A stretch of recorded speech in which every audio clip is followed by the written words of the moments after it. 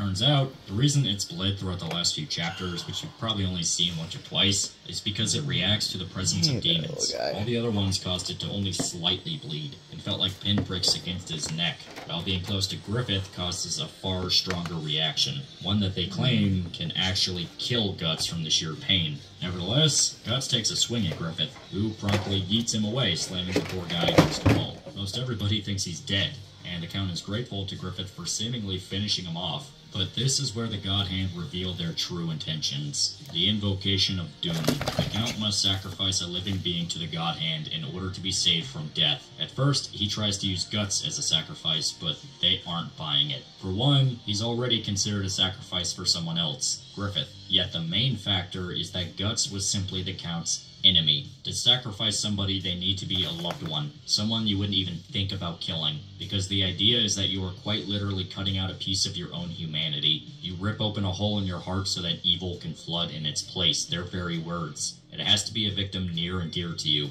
and there's only one candidate that matches that description. Yep, Teresa. To the Count's credit, he completely refuses the idea, but the God Hand call is bluff, saying he can just do what he did last time. They summon a window in time for us to get a flashback to before the death of the Count's wife, and we see that, at first, they were a perfectly happy family, but after he returns from a long campaign hunting heretics, he discovers his wife in the middle of a literal pagan orgy.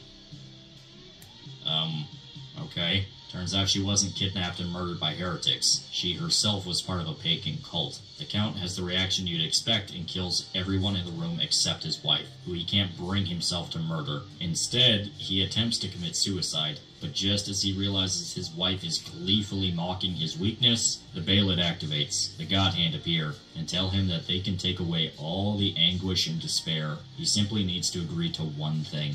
The Count sacrificed his own wife to demons, damning her to hell for all eternity, so he could become an apostle. He lied to Teresa about her murder this entire time. Now he's faced with the same choice once again. Sacrifice Teresa to save himself, or slowly bleed and die. To make matters worse, the God Hand summon a chunk of hell to show the Count just what exactly he would be in for once he passes. And hell is hellish. A never-ending vortex of suffering, where all the souls of the dead combine into a singular mass, an ocean of evil, and those trapped in the vortex are broken down until anything that used to be them is sucked away into the depths. That's terrifying. The God Hand's rules are kind of bullshit. They say you've got choice in the matter, but they're really pushing you into saying yes. But, to the Count's credit, despite all the pushing and literal fear tactics, the Count refuses the sacrifice. He just can't damn his daughter to hell, knowing full well he's going to die and be dragged into the vortex himself. That actually takes some balls.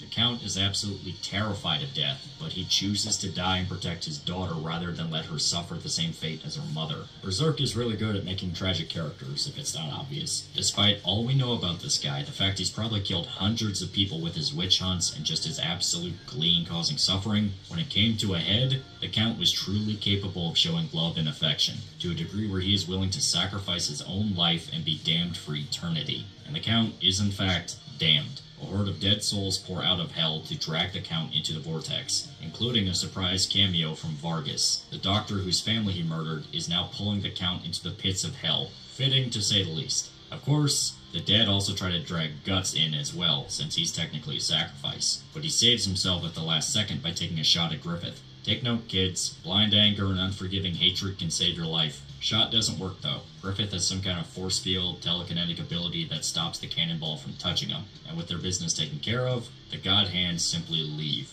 They weren't kidding about how little they care about Guts. Even though he just tried to murder one of them, they just peace out and everyone's returned to the Count's castle. The Count himself is now just a dismembered corpse. As it turns out, apostles revert back to their human forms when they die. So, poor Teresa is crying in front of the mutilated corpse of her father, who she saw as the horrible slug monster, found out he killed and ate her mother, and then was dragged into hell itself by spirits of the people he murdered. This chick has got problems. Teresa's life is saved, but she's psychologically broken. Instead of yearning for freedom like she was before, she all but begs to go back to her safe and comfortable room. This did not end happily for anyone involved. In fact, Teresa directly talks about intending to commit suicide, which Guts encourages. He even tosses her a knife. Jesus Christ, dude, she's just a child. Please turn off killing mode. This dude even mocks Teresa's parents, saying that if she died, she would probably go down to hell to meet them. God damn, man. Well, Teresa takes him up on his advice and attempts to cut her wrists while Puck frantically tries to stop her.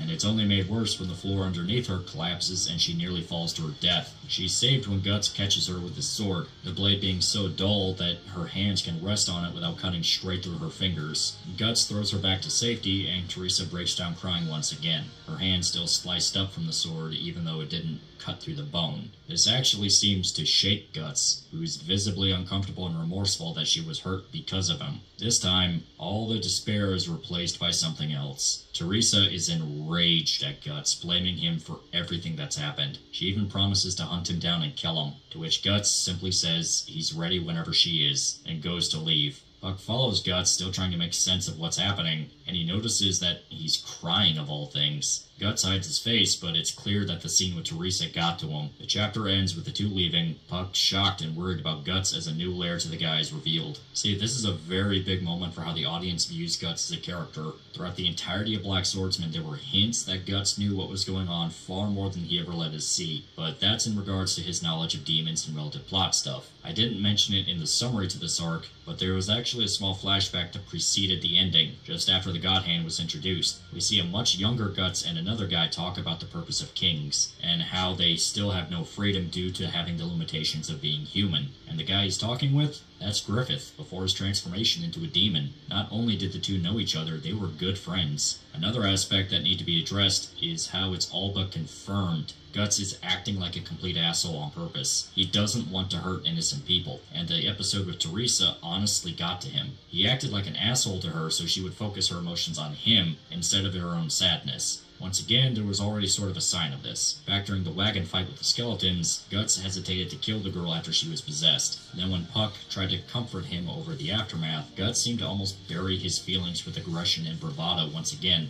They were too weak to live, why should I feel bad?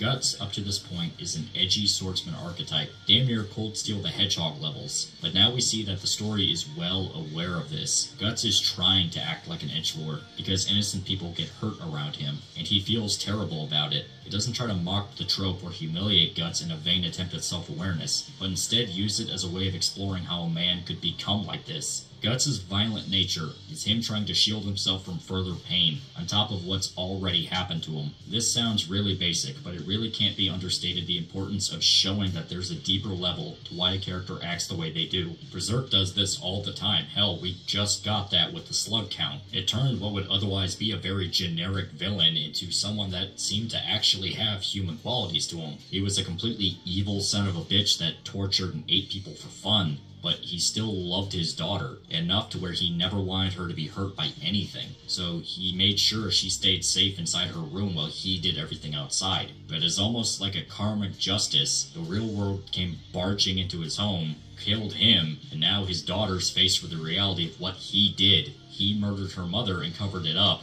and now she's psychologically broken, and he's in the pits of hell forever for what he did. This is definitely a bleak ending, but it fits. And we actually see that it even got to Guts. And now we're starting to unravel our protagonist a bit. Is he just an archetypical anti-hero? Someone who has to always pronounce how badass and edgy they are? Or is he a guy that's trying to seem standoffish? Well, the next arc is all about showing how Guts got to where we started, so we can finally get some context on just who the hell this guy is. But that's all for part 2. Remember to like, comment, and subscribe.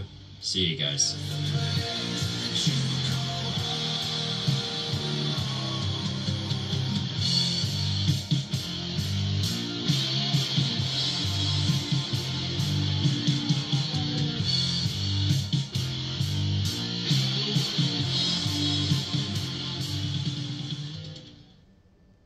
Compared to what you're trying to do, me fighting 100 men means nothing. It has no purpose.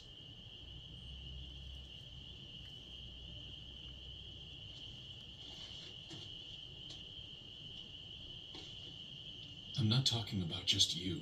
I mean Griffith also. The two of you have something important that you can stake your lives on. I think it's great. I truly mean that. Compared to the strength of that purpose, whether I face 100 men in battle or even 1,000 seems like nothing but a random act. Guts,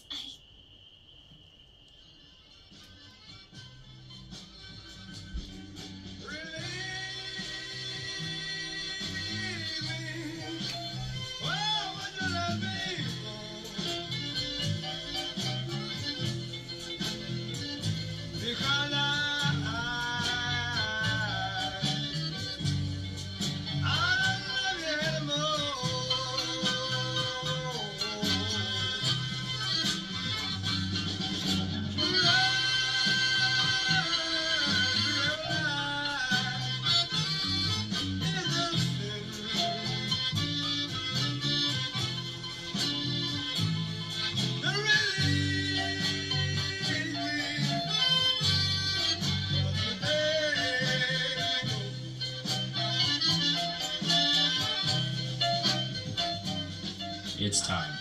The Golden Age. Golden Age is the massive flashback arc that happens after Black Swordsman. While the first arc was only around 8 chapters, taking 2.5 volumes to finish, Golden Age is massive by comparison, taking from the second half of Volume 3 all the way up to Volume 14 to wrap up completely. This is the Berserk arc, the most famous one, and widely considered a fan favorite, for a very good reason too. Now I know what you're thinking, what the fuck? We go from this badass story about a demon hunter to this super long flashback for like 10 volumes? Yeah. But here's where Golden Age really excels. It gives you context. You see, the first few chapters of Berserk are sort of aimless. In fact, Miura himself admitted he didn't really have a plan and just sort of made things up as he went along. However, Golden Age is where Berserk truly gained its own identity. You get context for fucking everything. What the setting is, how life is like for those unaffected by demons, who Guts is, and just development at large for every aspect, including the art, since this arc is where you start seeing massive jumps in quality, every single one for the better. Now, I've already sort of explained the very beginning of Golden Age in Part 1, but that was a while ago, so let me do a brief rundown before we start talking about the arc at large, because it also adds some more details I neglected to mention. This is the official play-by-play slash summary slash analysis slash whatever we want to call it here. So we're just going to start from the beginning once again, and I'll talk about everything. We find out that Guts was born after his mother was hanged from a tree while pregnant. A traveling band of mercenaries happened by the spot it took place, and Shisu, the lover of the mercenary Gambino, found Guts in the pile of organs spilled out on the ground, and took him in as her own baby, because her own child miscarried before it was born. 3 years later, Shisu dies of the plague, all the while Guts watching her take her final breaths. From then on, Guts is raised by Gambino, who is a cruel and uncaring father figure. At 6 years old, he trained Guts to fight so that he can become a mercenary just like him, and the boy shows a natural talent for it. Gambino even has Guts serve as a squire for him during battle. Well, during training one day, Guts wounds Gambino so badly he strikes back and makes a scar across Guts' nose, showing this is how he got his scar as an adult. 3 years later, once again, Guts is 9 years old and officially a child soldier. He fights his first battle and even receives reward money due to his skills, though Guts gives it all to Gambino, desperately trying to win over his affection. And while he's still far from a nurturing parent, Gambino is at least receptive to the gesture. Well, that night, after his first battle, Guts is attacked and raped by another mercenary named Donovan, who claims Gambino sold him for the night for 3 silver coins. And we did see Gambino talk to Donovan right before this scene takes place, so it's possible he's telling the truth. Guts is deeply traumatized by the event, and tries to talk to Gambino about it, though he seems completely unaware of what happened and just kind of tells Guts to piss off. Guts hesitantly believes him. Despite his trust, Guts still feels rage about the incident, enough that he destroys a barrel as a way to vent out his anger. Well, right before the next battle, Guts spots Donovan staring at him, giving a cocky grin. During the chaos of the fight, Guts follows Donovan out into an area a ways from the main fight, and shoots him in the chest with a crossbow. Just as Donovan realizes what's going on, Guts shoots him directly in the mouth, knocking him off his horse and onto the ground. Here, Guts tortures the pedophile as he demands to know if Gambino really did sell him to Donovan. He swears it's true before bleeding to death, Well, while all this was happening, Gambino is wounded during the battle, even losing a leg from his injuries. 2 years later, and Guts is 11 years old, now an experienced mercenary. He gives all of his wages to Gambino, who is a cripple now thanks to his amputated leg. Even though Guts tries his damnedest to help the crotchety bastard, the abuse and cruelty only got worse. Now Gambino openly beats Guts for the slightest mistake. Guts sucks up the abuse, still trying his best to please Gambino as much as he can, but the guy is clearly unstable now. He even threatens to murder other mercenaries who mock him over his injury. Well, things come to a head that night when Gambino barges into Guts' tent while drunk. He immediately tries to murder him, taking swings at Guts with his sword. He admits that he despises the kid and blames him for the death of Shisu. Gambino says he's cursed and he should have died under the tree where his mother was hanged, and because he was born from a corpse, he's a demon child. To top off this incident, which can only be described as a therapist's worst nightmare, Gambino admits that he did in fact sell Guts to Donovan for 3 silver coins. And then it happens. Guts swings back. His sword goes straight through Gambino's throat. Guts just murdered him. His body collapses onto the ground, his head barely even staying on his neck. His body collapses, knocks over a lantern, and the next thing Guts knows, the entire tent is up in flames. The rest of the mercenaries rush over to find out what happened, and Guts, still kind of in shock over the situation, attacks one of them. They assume Guts killed Gambino out of anger and chase him out of their camp, severely wounding him in the process. Guts is chased to a cliff and falls over the edge. The rest of the mercenaries assume he's dead, and they end up just kind of leaving, abandoning Guts to die. With broken ribs and an arrow through his pectoral muscle, Guts still tries to stay alive despite this and the blood loss. He picks himself up and just starts walking. He has no clue where to go and even contemplates just giving up and letting himself bleed to death. In his own words, here there's only bad stuff. He's never known happiness in his life, so he has no idea why he's trying to stay alive. Well, it's not long after this that he's attacked by a pack of wolves, and even though part of him wants to die, to just give up, he reflexively kills the animals. He fights off the wolves and just sort of passes out once the survivors retreat. There, he's saved by another wandering band of mercenaries. So, that's Guts' childhood. Yeah, yeah. Guts is kind of an asshole as an adult, as we saw, but dear sweet God, he took some punishment as a kid. It's to the point where it's almost satire, if it wasn't so depressing. But what makes Guts' childhood work is how believable he is as a child. Being a mercenary is all Guts knows how to be. It's what Gambino trained him for his entire life. But despite this, Guts still acts like a kid, one trapped in an extremely situation, but a kid nonetheless. He tries to look tough to other mercenaries, but when he's alone, he gets frustrated and his real emotions come out. All he wants is for his father to be proud of him, even if Gambino was an abusive monster to him.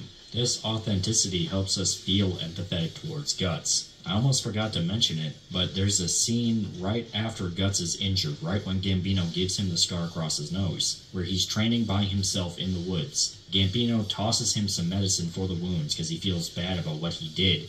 Guts, when talking to Gambino, tries to act super tough and stoic, but the minute he leaves, he's back to being a goofy kid. And even though Gambino was so cruel and uncaring about any of his problems, that one little moment is enough for Guts to keep trying to win him over, to keep trying to make him like him, completely not understanding that there's nothing he can do. The story doesn't expect us to treat him as a kid, meanwhile he's basically a mini adult. Most other action mangas would have Guts straight up from the get-go be an impressive fighter or be worthy of note. But that's not really true in the beginning. That whole he's just 8 years old yet killed 50 men. No, Guts makes plenty of mistakes. Gambino has to save his ass more than once. Instead of trying to immediately establish that Guts is more than just a fighter but a strong fighter, it holds off on that and lets him fuck up in the beginning. He's good at fighting, but he makes his mistakes. Emotional authenticity is the phrase here. The audience buys into the reality you set, so they're more open to being swayed emotionally by what you throw at them. Here we follow a child soldier in a very dark and brutal world, so we naturally feel sorry for him because we don't like the idea of a kid going through something like this. It's downright cruel-natured, and it works to solidify the world of Berserk. We saw over-the-top aspects in regards to the supernatural, demons that took pleasure in tormenting the living. But here we see the normal human world is just as barbaric.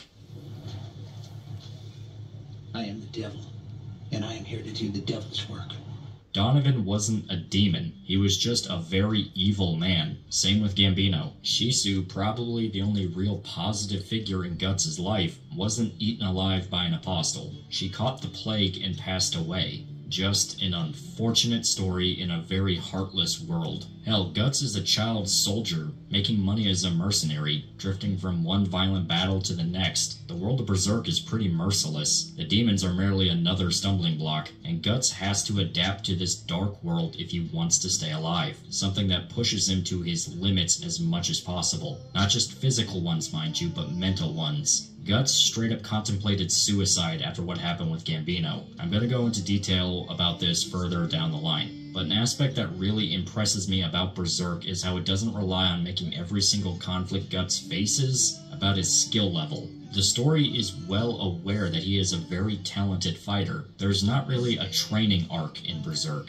Instead, the plot has to find other ways to challenge Guts, and boy howdy does it get creative with some of them. But I'm going to talk about that when we actually have to cover it. For now, let's get back to the summary. Last we left off, Guts was just rescued by another band of mercenaries after he murdered his own adopted father. We cut 4 years later. Guts is now 15 years old, and an established mercenary working for whatever army he wants. Currently, he's helping raid this big castle, which is being defended by this huge-looking guy named Bazuzo, who has a reputation for killing 30 men at once and fighting a bear. Point is, this jobber guy is a strong boy compared to the rest. Well, despite the leaders promising a huge reward for the guy that kills Bazuzo, there are no takers, except one guy.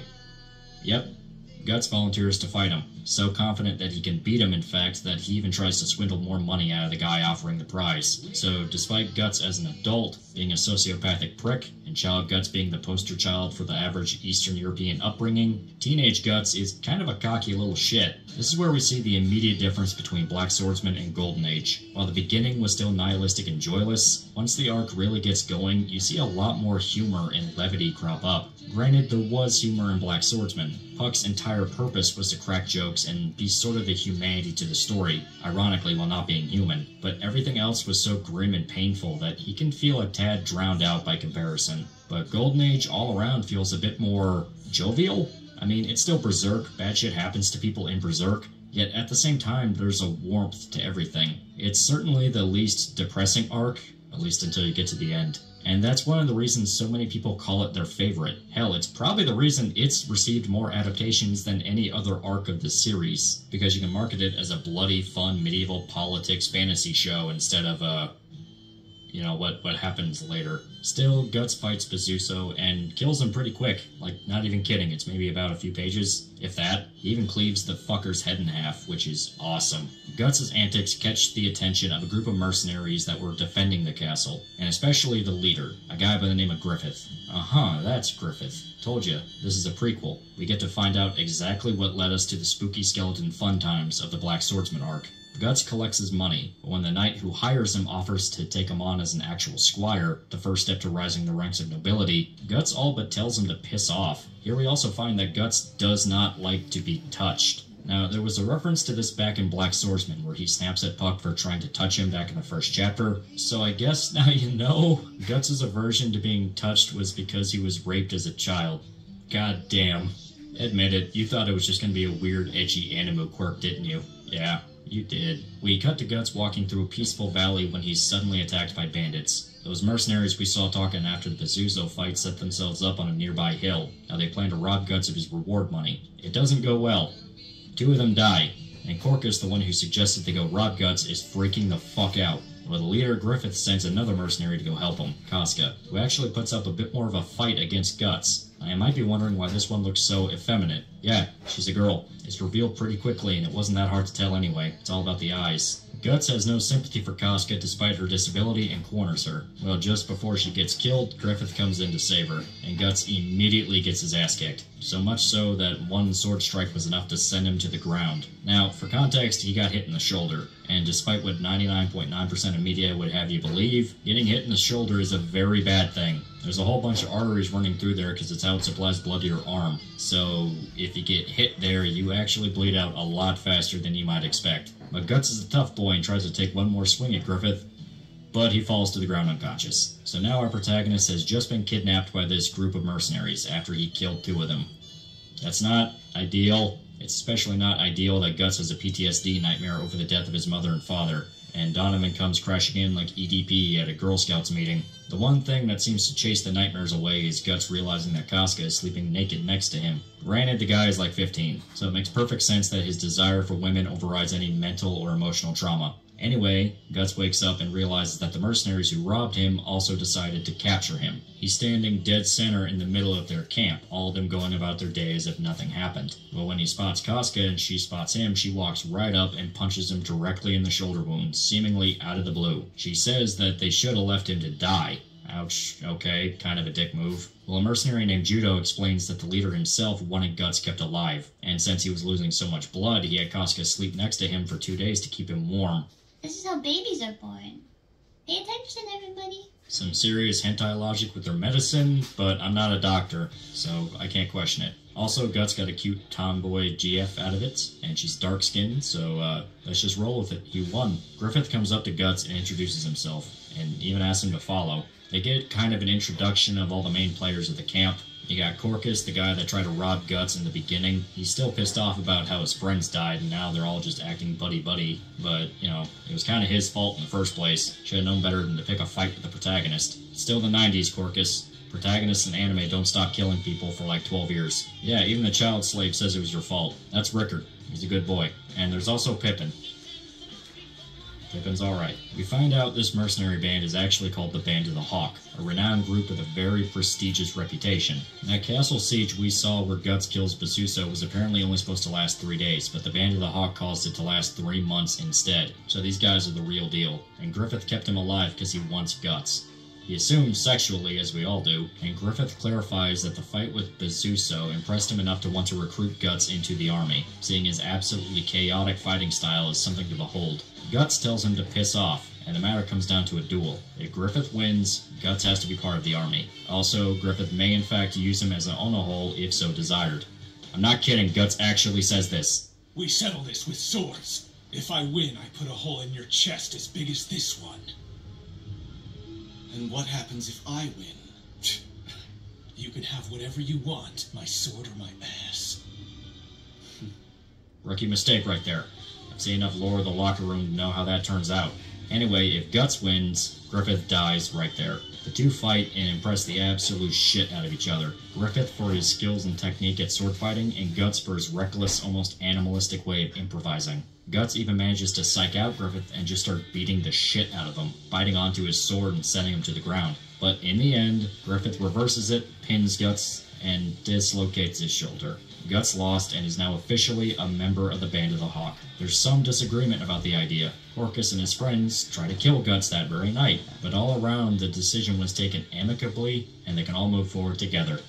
Plus, the dark-skinned waifu is there to make sure Guts stays alive, though she swears she'd be happy if he died. Maybe she might have meant it too if she wasn't talking to the protagonist. And if you know anything about anime, you can probably already tell that Casca is the tsundere type. This isn't even a spoiler, it's pretty obvious to spot once you see it enough times. Chick doesn't like the new guy, acts hostile and distant, then slowly grows to care about him as things happen. But I'll give Casca credit in that she's not an annoying example of the trope. Sure, she's standoffish, but there's an actual reason why. A, something that gets explained later, and B, he killed at least, like, 2 of her friends, and almost killed her.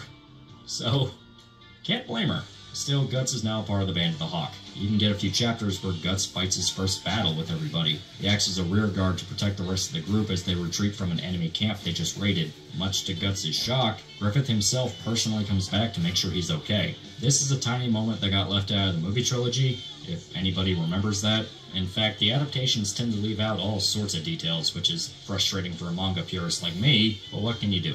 Anyway, this moment serves to really establish Guts and Griffith's relationship to each other. Griffith isn't just a commander that gives out orders while everybody else dies for him.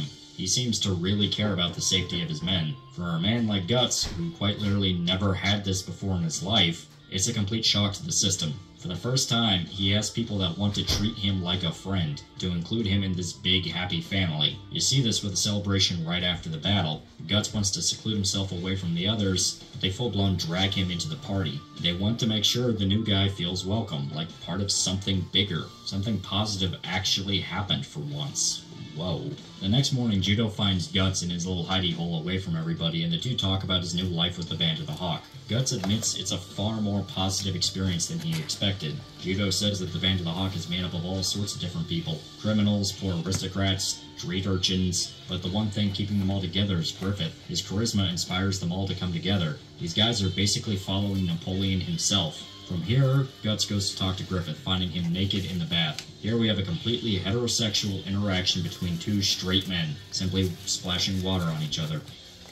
Naked. Once it's finally over, they talk about a strange amulet on Griffith's neck, the Egg of the King, a necklace Griffith received from a fortune teller years ago. It said whoever possesses the Crimson Baylet is destined to rule the world. Yeah, the thing's red. The other baylets we saw earlier was gray. It's hard to tell since everything is in black and white, just that's how it is. Griffith's is red, all the others are gray. There we go. They then move on to talk about what Griffith's actual main goal is. Turns out, he wants his very own kingdom.